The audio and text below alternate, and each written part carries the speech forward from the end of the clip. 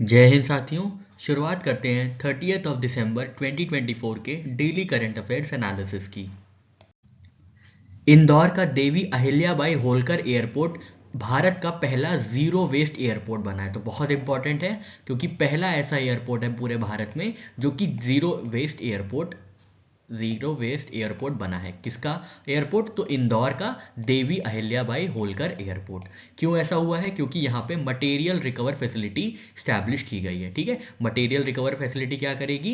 ये इकट्ठा करेगी जितना भी वेस्ट है और उसको रिसाइकिल करेगी, रीयूज करेगी। ठीक है, तो इसलिए इंदौर का देवी अहिल्याबाई होलकर एयरपोर्ट जो है वो पहला भारत का जीरो वेस्ट एयरपोर्ट बना है। तो ये बात आपको ध्यान में रखनी है। इंडिया का पहला जीरो वेस्ट एयरपोर्ट कौन सा है? तो वो देवी अहिल्याबाई होलकर एयरपोर्ट है, इंदौर में स्थित है। ठीक है, इंदौर का देवी अहिल्याबाई होलकर एयरपोर्ट जो है यहाँ पे मटेरियल रिकवर फैसिलिटी लॉन्च की गई है, स्टैब्लिश की गई है, जिसके अंतर्गत क्या होगा, 750 किलोग्राम हर दिन वेस्ट क्या किया जाएगा? रिसाइकिल किया जाएगा, रीयूज किया जाएगा, रिड्यूस किया जाएगा from air flight and operations. ठीक है, तो ये बात आपको याद रखनी है। इनमें पार्टनर्स कौन कौन है? तो इंडिगो रिसर्च है, एयरपोर्ट अथॉरिटी ऑफ इंडिया है और एक एनजीओ है आस फाउंडेशन नाम की। ये तीनों ने मिलकर zero waste airport project partners हैं। ठीक है, zero waste airport project partners ये तीन लोग हैं, IndiGo research, airport authority of India, आस फाउंडेशन। ठीक है, तो ये बात आपको याद रखनी है। फिर आते हैं इंडिया के पहले बॉर्डर सोलर विलेज पे। ये ऐसा गांव है जो कि बॉर्डर पे है और सोलर विलेज, जितने यहाँ पे घर हैं या जितने भी लोग रहते हैं उन सबके घरों में क्या है? सोलर पैनल्स इंस्टॉल है, तो इसको कहा जाएगा सोलर विलेज। ये कौन सा गांव है? ये मसाली विलेज है। ठीक है, ये मसाली विलेज है, याद रखिएगा, मसाले से याद रखिएगा। मसाली विलेज कहाँ पे है? ये बनासकंठा जिला गुजरात में। ठीक है, बनासकंठा जिला गुजरात में। It becomes the first border solar village. ठीक है, पहला बॉर्डर सोलर विलेज बन गया है जहां पे 225.5 किलोवाट एनर्जी जनरेट की जाती है through rooftop solar panels installed on 119 houses. ठीक है, तो एक गांव है उसमें 119 घर है और सारे ही घर में क्या है? रूफटॉप सोलर पैनल्स इंस्टॉल है, जिसकी वजह से 225.5 किलोवाट एनर्जी जनरेट की जाती है, जो बिजली जनरेट होती है, जिसकी वजह से ये गांव जो है ये सोलर विलेज है, सोलर सेटिस्फाइड विलेज है, सेल्फ रिलायंट विलेज है ऑन सोलर एनर्जी। ठीक है, तो ये बात आपको याद रखनी है। सोलर से संबंधित प्रधानमंत्री सूर्य घर मुफ्त बिजली योजना लॉन्च की गई थी फरवरी 2024 में, इसी साल। ध्यान रखना, इसके अंतर्गत क्या कहा गया था? 300 unit of free electricity per month to 1 crore household. ठीक है, बहुत ज़्यादा इंपॉर्टेंट इसका ऑब्जेक्टिव है, याद रखिएगा। 300 units of free electricity per month to 1 crore household with rooftop solar units. ठीक है, तो 1 करोड़ घरों में रूफटॉप में मतलब छतों पे सोलर पैनल्स इंस्टॉल किए जाएंगे और उन्हीं के घरों को क्या होगा? 300 यूनिट बिजली फ्री मिलेगी। जहां जहां पे सोलर रूफटॉप इंस्टॉल किए जाएंगे वहीं वहीं पे 300 यूनिट बिजली फ्री दी जाएगी। ठीक है, तो ये बात हो गई प्रधानमंत्री सूर्य घर मुफ्त बिजली योजना की, और ये बात हो गई मसाली विलेज की, जो कि पहला बॉर्डर सोलर विलेज बना है भारत का। ठीक है,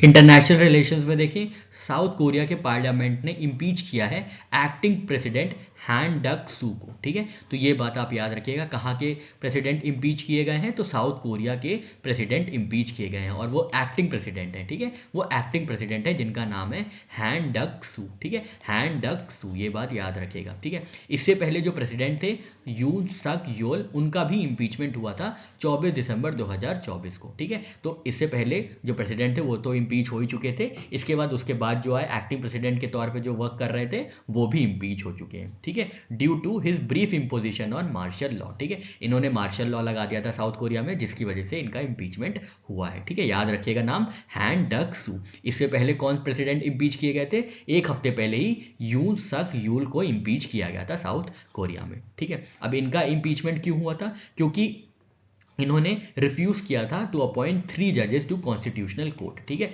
3 जजेस को अपॉइंट नहीं किया था इन्होंने कॉन्स्टिट्यूशनल कोर्ट में, जिसकी वजह से ये इनके खिलाफ काफ़ी ज़्यादा शोर शराबा हो रहा था, प्रोटेस्ट हो रहा था। इसके बाद इन्होंने मार्शल लॉ लगा दिया था, इम्पोज कर दिया था साउथ कोरिया पे। उसके बाद जैसे ही मार्शल लॉ हटाया गया, फिर इनकी पार्लियामेंट ने इम्पीच कर दिया एक्टिंग प्रेसिडेंट हैन डक सू को। ठीक है, तो ये बात आपको याद रखनी है, हैन डक सू। ठीक है, तो हो सकता है आपको कंफ्यूज करने के लिए यू सक योल का भी नाम दे दे। ठीक है, तो ये दोनों ही इम्पीच हुए हैं। अब जैसा भी क्वेश्चन पूछा जाएगा आपको वैसा आंसर करना होगा। ठीक है, तो दोनों ही प्रेसिडेंट रहे, एक प्रेसिडेंट है और एक एक्टिंग प्रेसिडेंट है जो कि इम्पीच हुए हैं। ठीक है, और आपको याद रखना ये कहाँ से आते हैं, तो ये साउथ कोरिया से आते हैं, ठीक है।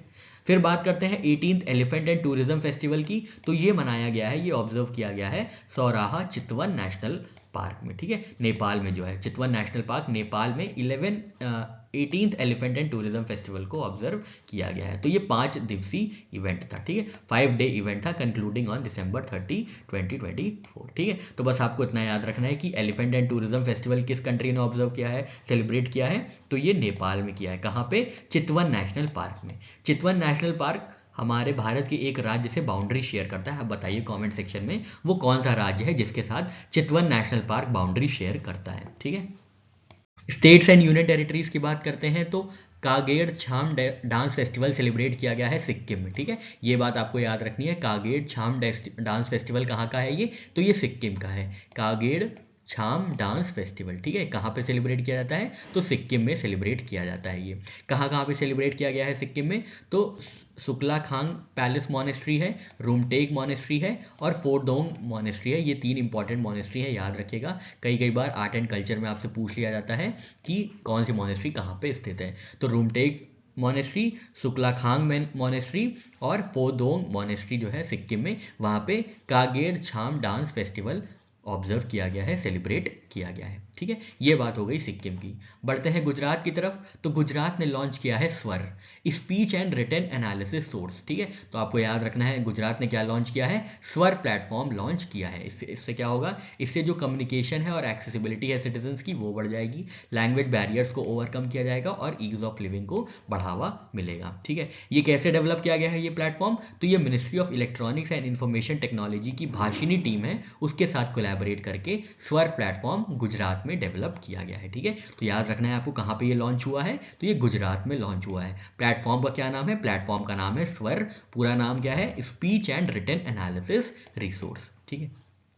फिर बात करते हैं लद्दाख की। तो लद्दाख में छत्रपति शिवाजी महाराज की स्टैचू लॉन्च की गई है, ठीक है। इनका अनावरण किया गया है, छत्रपति शिवाजी की मूर्ति का अनावरण किया गया है। कहाँ पे, पैंगोंग सो लद्दाख में, ठीक है। ये बात आपको याद रखनी है। किसने अनावरण किया है, तो इंडियन आर्मी ने इनका अनावरण किया है, ठीक है। तो छत्रपति शिवाजी महाराज की मूर्ति का अनावरण कहाँ हुआ है, ये बात आपको याद रखनी है, लद्दाख में हुआ है।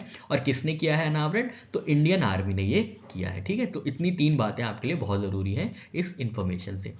अगले न्यूज़ की बात करें तो पंजाब जो है 5वां राज्य बना है इंडिया का जो कि 100% वाटर सप्लाई करेगा, पाइप्ड वाटर सप्लाई करेगा जल जीवन मिशन के अंतर्गत, ठीक है। जल जीवन मिशन के अंतर्गत हर घर जल स्कीम थी, जिसके अंतर्गत क्या होता था, 55 litres of tap water per person per day to every rural household का एक ऑब्जेक्टिव था, ठीक है। तो हर घर जल स्कीम जो है 2019 में मिनिस्ट्री ऑफ जल शक्ति ने लॉन्च की थी, जिसके अंतर्गत क्या होता है, 55 लीटर की जो टैप वाटर सप्लाई है, नल का पानी है, 55 लीटर प्रति व्यक्ति दिया जाएगा हर ग्रामीण हाउस होल्ड को, ठीक है। ग्रामीण जितने भी लोग हैं उनको 55 लीटर का टैप वाटर या नल का पानी दिया जाएगा। ये ऑब्जेक्टिव था हर घर जल स्कीम का, और इसी को पूरा कर लिया है पंजाब ने, और पंजाब ऐसा 5वां राज्य बना है ये करने वाला, जल जीवन मिशन के अंतर्गत 100% अचीवमेंट करने वाला, 100% कवरेज देने वाला, ठीक है। पहला सर्टिफाइड स्टेट कौन सा था जिसने 100% अचीव किया था जल जीवन मिशन के अंतर्गत,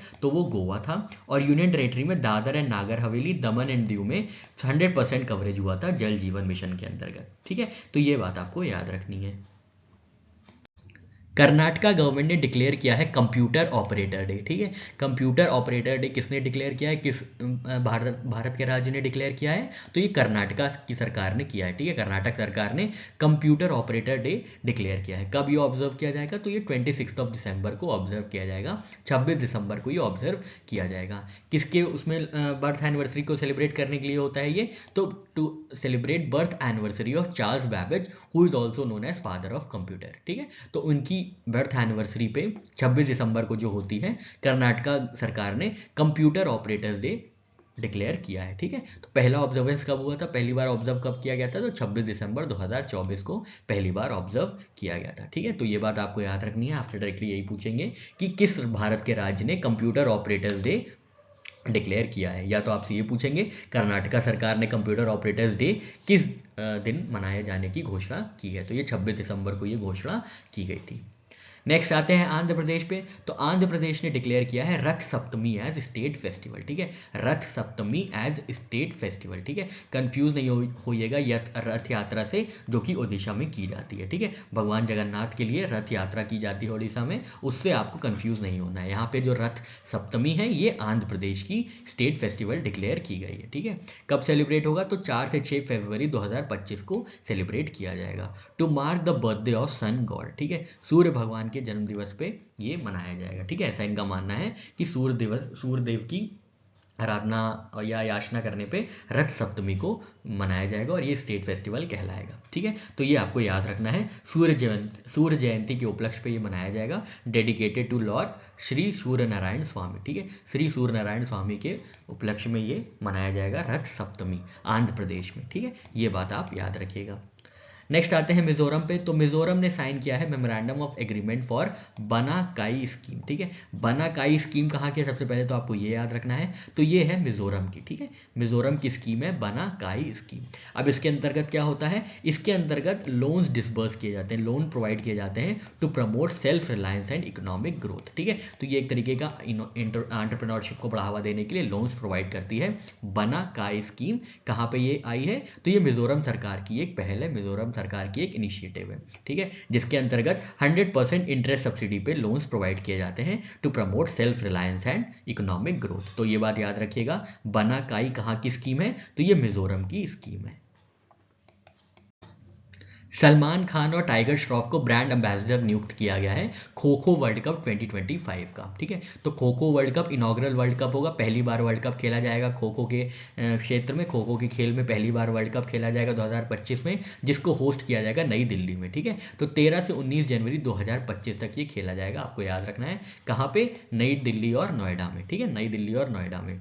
कितनी टीमें भाग लेंगी इसमें? इसमें 21 टीमें, मेंस टीम 21 रहेगी और विमेंस टीम 20 रहेगी, और 24 देश हैं जो अपना प्रतिनिधि भेजेंगे, प्रतिनिधित्व करेंगे खो खो वर्ल्ड कप 2025 में। तो इसके ब्रांड एम्बेसडर कौन कौन घोषित किए गए हैं? तो इनके ब्रांड एम्बेसडर घोषित किए गए हैं सलमान खान और टाइगर श्रॉफ, ठीक है, बहुत आसान है, आप आराम से याद रखिएगा। टाइगर श्रॉफ और सलमान खान को नियुक्त किया गया है खो खो वर्ल्ड कप का ब्रांड एम्बेसडर, ठीक है। टैगलाइन देख लेते हैं वर्ल्ड कप का ऑफिशियल लोगो, टैगलाइन क्या होगी? द वर्ल्ड गोज खो, ठीक है, ये टैगलाइन होगी द वर्ल्ड गोज खो, ठीक है। फिर कोलैबोरेशंस की बात करते हैं। तो किस पार्टनर से कोलैबोरेट किया है सचिन तेंदुलकर के साथ? To enhance digital financial growth, ठीक है, तो हल्का सा इतना याद रखिएगा, डिजिटल फाइनेंशियल ग्रोथ के लिए किस पार्टनर से सचिन तेंदुलकर के साथ कोलैबोरेट किया है। इंपॉर्टेंट डेज एंड थीम्स की बात करें तो गुड गवर्नेंस डे सेलिब्रेट किया गया था 25 दिसंबर 2024 को। ये क्या ऑब्जर्व करता है? To mark birth anniversary of late Atal Bihari Vajpayee, India 10th prime minister, ठीक है। तो लेट अटल बिहारी वाजपेयी, पंडित अटल बिहारी वाजपेयी साहब थे जो 10वें प्रधानमंत्री थे भारत के, उनकी बर्थ एनिवर्सरी को ऑब्जर्व करने के लिए गुड गवर्नेंस डे सेलिब्रेट किया जाता है, ठीक है। और इस साल जो था ये 11th गुड गवर्नेंस डे था, ठीक है, 11th गुड गवर्नेंस डे था, याद रखिएगा। ये कौन सा संस्करण था गुड गवर्नेंस डे का? तो ये 11वां संस्करण था, ठीक है, 11वां संस्करण हुआ मतलब 2014 में ये शुरू किया गया था, ठीक है। 25 दिसंबर 2014 को ये घोषित किया गया था कि 25 दिसंबर को गुड गवर्नेंस डे के तौर पे ये ऑब्जर्व किया जाएगा, ठीक है। तो ये बात आपको याद रखनी है, ठीक है। थीम देख लेते हैं गुड गवर्नेंस डे की क्या थी? तो India's path to Viksit Bharat, empowering citizens through good governance and digitalisation, ठीक है। क्या थीम थी? India's path to a Viksit Bharat, empowering citizens through good governance and digitization, ठीक है। इसी के साथ गुड गवर्नेंस वीक भी ऑब्जर्व किया जाता है जो कि 19 से 25 दिसंबर तक ऑब्जर्व किया जाता है। और ये जो गुड गवर्नेंस वीक है ये चौथा संस्करण बनाया गया था। 2020 में गुड गवर्नेंस वीक की शुरुआत हुई थी और ये जो 2024 में जो बनाया गया था वो चौथा संस्करण था, ठीक है। तो ये बात भी आप याद रखिएगा। वीर बाल दिवस की बात करें तो ये ऑब्जर्व किया जाता है 26 दिसंबर को।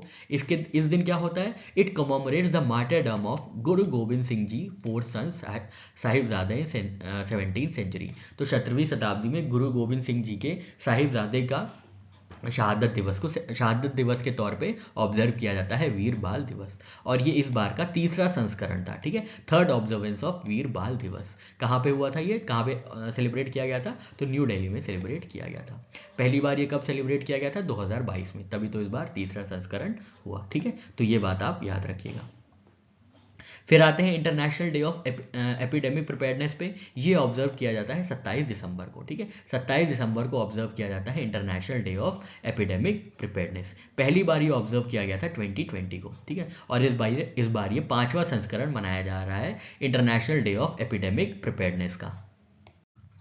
काम्या कार्तिकेयन यंगेस्ट फीमेल बनी है टू कॉन्कर 7 समिट्स, ठीक है, 7 समिट्स पे चढ़ाई करने वाली काम्या कार्तिकेयन सबसे यंगेस्ट फीमेल बनी है। ये बात बहुत इंपॉर्टेंट है, आप याद रखिएगा। इनकी उम्र महज 17 साल है, ठीक है, तो 17 वर्षीय काम्या कार्तिकेयन 7 समिट्स को कवर करने वाली, चढ़ाई करने वाली इनके ऊपर पहली भारतीय बनी है जो कि इतनी यंग एज में इन्होंने, यंगेस्ट फीमेल बनी है जिन्होंने ये कारनामा किया है, ठीक है, तो ये बात आपको याद रखनी है। फाइनल समिट इन्होंने कौन सा क्लाइम किया था, तो माउंट विंसेंट अंटार्कटिका को इन्होंने क्लाइम अप किया था, ठीक है। इनका समिट टाइम है, ये आप याद रखिएगा, इतना इंपॉर्टेंट नहीं है।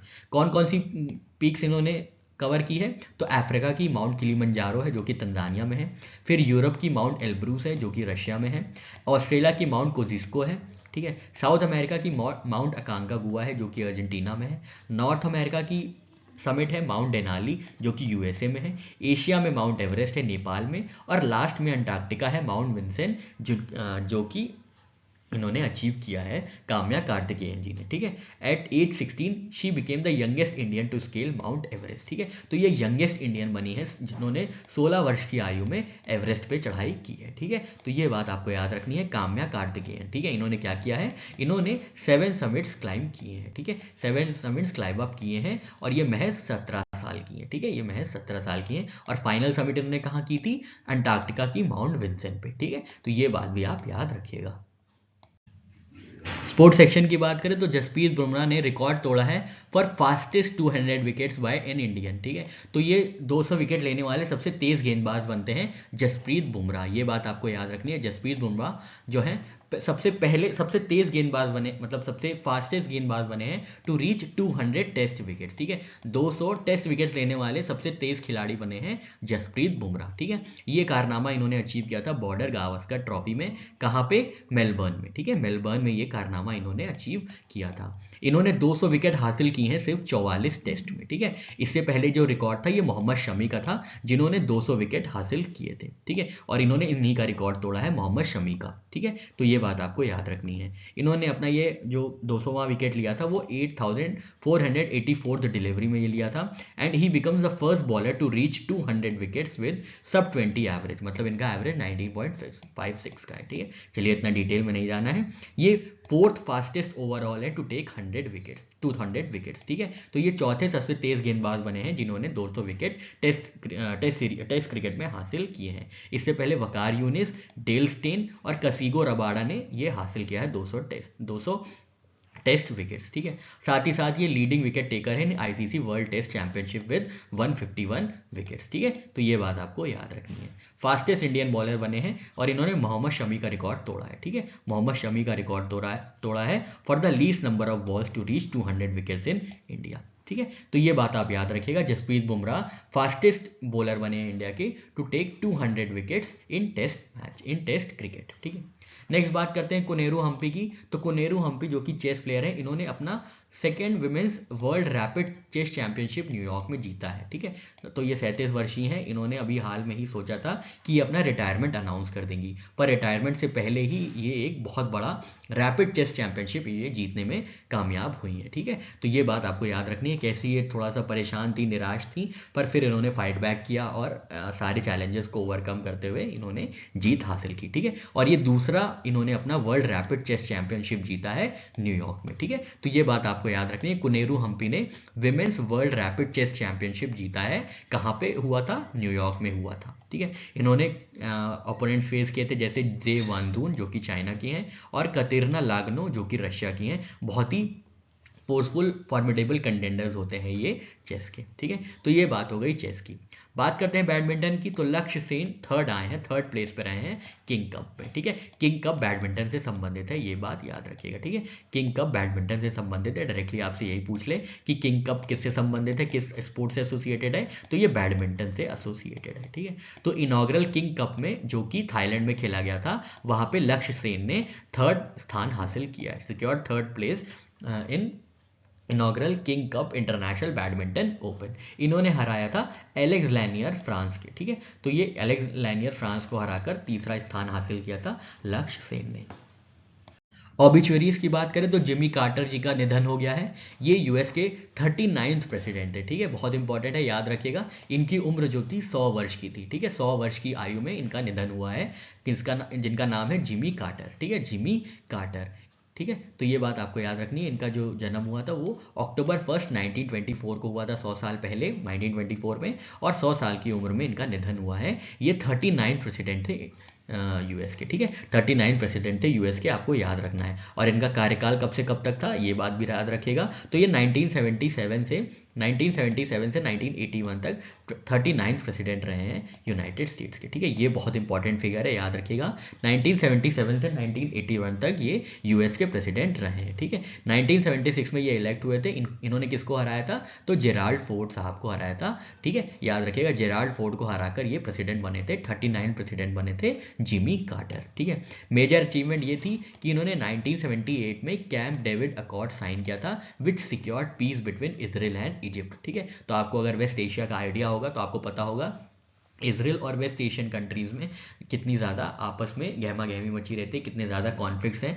और अभी आप देखे ही होंगे इसराइल और हमास में, फिर इसराइल और लिबनान में, इसराइल और सीरिया में इतना ज़्यादा मतभेद है, जिसकी वजह से उनके बीच एक पीस डील साइन करवानी थी। तो ये पीस डील जो पहली बार साइन हुई थी, जिसको नाम दिया गया था कैंप डेविड अकॉर्ड्स 1978 में, तो वो किसकी प्रेसिडेंटशिप में साइन हुई थी? तो वो जिमी कार्टर साहब की प्रेसिडेंटशिप में साइन की गई थी, ठीक है। तो ये बात याद रखिएगा। और इनको नोबेल प्राइज से भी सम्मानित किया गया था 2002 में, ठीक है, बहुत ज़्यादा इंपॉर्टेंट है, याद रखिएगा। आपसे डायरेक्टली यही पूछेगा कि जिमी कार्टर को कब नोबेल पीस प्राइज से सम्मानित किया गया था, ठीक है। तो नोबेल पीस प्राइज से सम्मानित किया गया था इनको 2002 में, ठीक है। 39 प्रेसिडेंट थे 1977 से 1981 के बीच में। इनके ही प्रेसिडेंटशिप में 1978 में कैंप डेविड अकॉर्ड साइन किया गया था, ठीक है। तो ये 1924 में पैदा हुए थे, ठीक है। तो ये बात हो गई जिमी कार्टर की। दूसरी ऑबिचुअरी की बात करें तो renowned Malayalam writer and Padma Bhushan awardee MT. Vasudevan Nair ji का निधन हो गया है, ठीक है। तो याद रखिएगा एम.टी. वासुदेवन नायर जी क्या है? ये मलयालम राइटर है, ठीक है, मलयालम राइटर है, इतना याद रखिएगा, बस काफ़ी है। बुक्स एंड ऑथर्स की बात करें तो बुक का नाम है bring it on the incredible story of my life. इसकी ऑथर है दीपा मलिक, ठीक है, इतना याद रखिएगा बस कि the incredible story of my life, bring it on इसकी लेखक कौन है? लेखिका है दीपा मलिक। इसको पब्लिश किया जाएगा हार्पर कॉलिंस से, ठीक है, हार्पर कॉलिंस से पब्लिश किया जाएगा। जिस बुक का नाम है bring it on the incredible story of my life, which is written by Deepa Malik.